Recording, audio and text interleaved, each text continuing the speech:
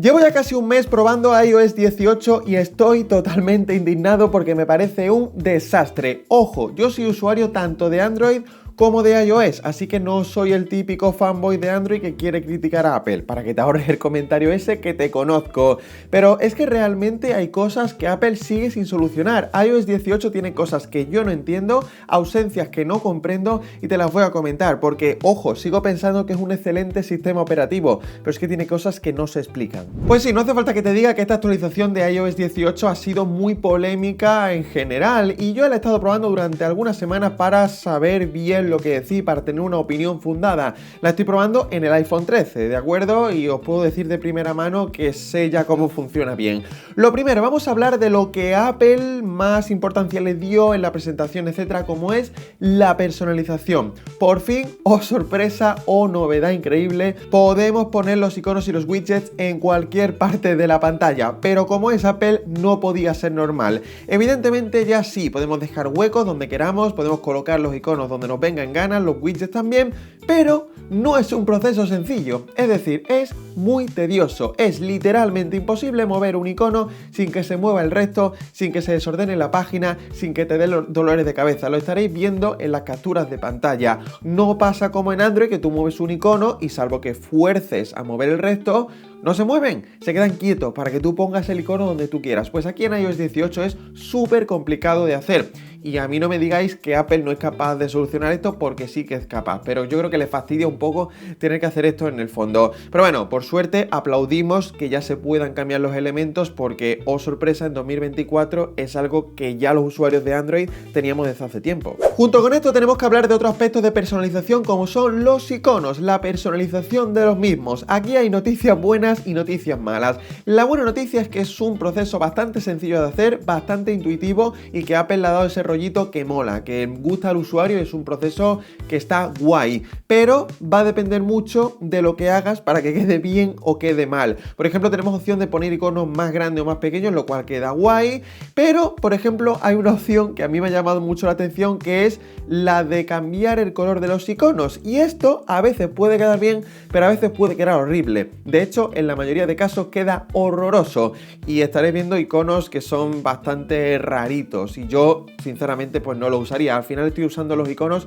con el color que vienen y ya está, porque es que me horroriza cambiarles el color como tal. Sigue estando a años luz de Android, donde podemos cambiar los iconos de forma muy sencilla. Podemos instalar un paquete de iconos, cambiarlos de forma fácil y ya está. La verdad que yo creo que iOS 18 o 19 o la versión que sea debería mejorar esto en el futuro, porque es un aspecto de personalización que sé que gusta a muchos usuarios. Este vídeo, como estáis viendo, es de darle palos a iOS 18, darle palos a Apple, pero como yo estoy aquí un poco indignado y para que me ayude mucho a relajarme, sígueme por aquí en Instagram, ¿vale? Únete al canal, que es gratuito, Territorio Android, escanea el código QR, únete porque ahí te comparto vídeos nuevos, encuestas, ofertas, fondos de pantalla, etcétera, etcétera.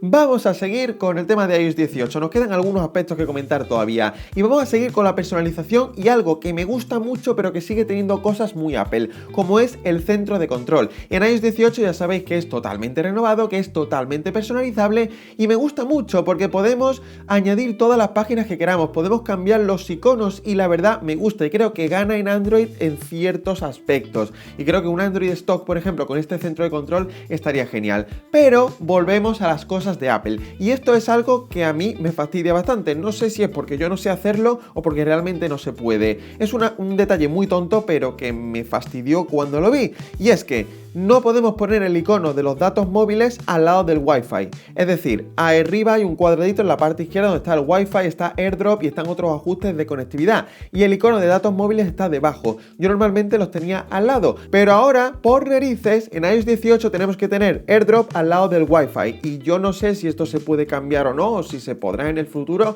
pero me fastidia porque me gustaría tener todas estas conectividad cerca, porque AirDrop yo no lo uso para nada, el botón me refiero, siempre lo tengo activado, así que no quiero que esté ahí. Pero bueno, es inexplicable. Por suerte este centro de control mola porque podemos tener un widget de música, más widgets, podemos cambiar los iconos, está muy guay, muy personalizable.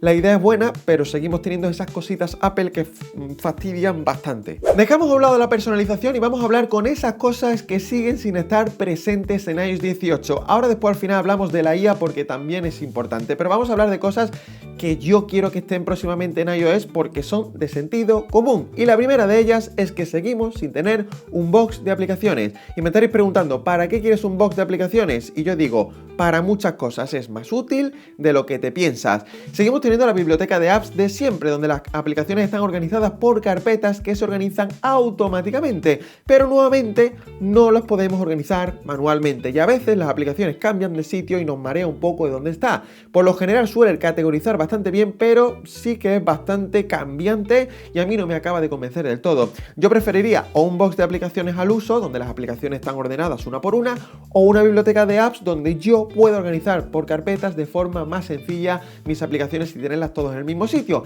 ¿Y por qué esto? Pues porque no quiero tener todos los iconos de todas las apps repartidas por el escritorio, porque básicamente utilizo un determinado número y el resto las quiero en el box de aplicaciones para de forma más un poco casual. Y es lo que hago en Android y no es tan difícil de hacer, pero bueno, a estas alturas yo creo que Apple no lo hará nunca. Por otro lado, evidentemente tampoco tenemos un botón para cerrar todas las aplicaciones en la multitarea. Es decir, las aplicaciones que tenemos abiertas, ya sabéis, las recientes, las tenemos que cerrar una a una. No es necesario cerrar las aplicaciones, pero sí cada cierto tiempo es interesante para refrescar el sistema. Pues tenemos que hacerlo una a una. Apple, tan difícil es añadir un botón para cerrar todas las aplicaciones, creo que no cuesta nada. Otra de las cositas básicas es la calculadora. Y sí, este año os estaréis preguntando qué crítica tengo, porque la han renovado, le han añadido funciones interesantes y realmente está muy bien. Pero seguimos teniendo ausencias que yo no entiendo. Y es que por un lado, por fin Apple ha incluido una tecla para borrar el último número que hemos escrito, porque hasta ahora teníamos que hacerlo con un gesto. Oh, gracias, por fin. Es más sencillo así, más intuitivo y todo el mundo se da cuenta que se puede hacer.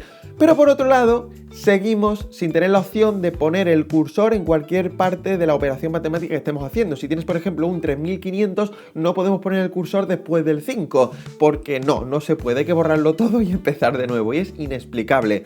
No le cuesta nada a Apple hacer esto, ya que ha hecho cosas interesantes con la calculadora y le ha dado funciones extra que vienen muy bien.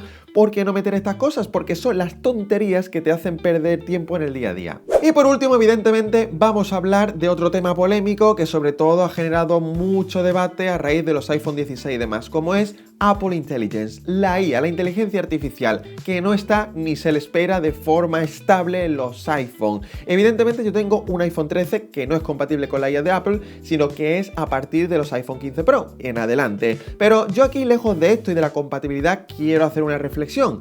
Ahora mismo Apple está claramente por detrás en temas de inteligencia artificial. Primero porque a fecha de grabar esto está llegando más o menos a los iPhone 15 Pro y a los iPhone 16, pero más o menos en beta, tendrá que tardar tiempo hasta que estén en español, etcétera, etcétera. Con lo cual, si Apple quiere competir en temas de IA, va muy por detrás y en iOS 18 esto se demuestra.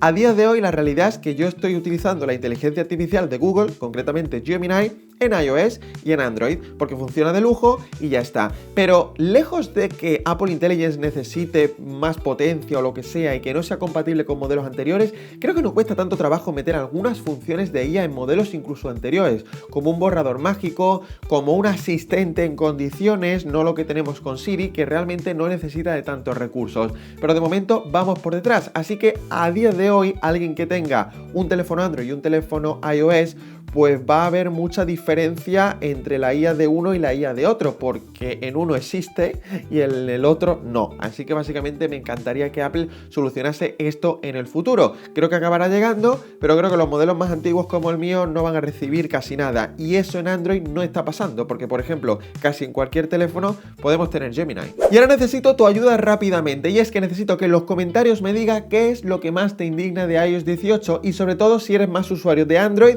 o de iOS y por qué. Yo utilizo los dos, ya lo sabéis, soy un usuario al que le gusta probar un poco de todo, aunque me tira más el corazón a Android, pero creo que los dos son fantásticos en depende de qué cosas. Dímelo en los comentarios, te escucho y por aquí te dejo vídeos más interesantes relacionados y demás, pero bueno, lo más importante es escuchar tu opinión, mejor dicho, leerla en los comentarios.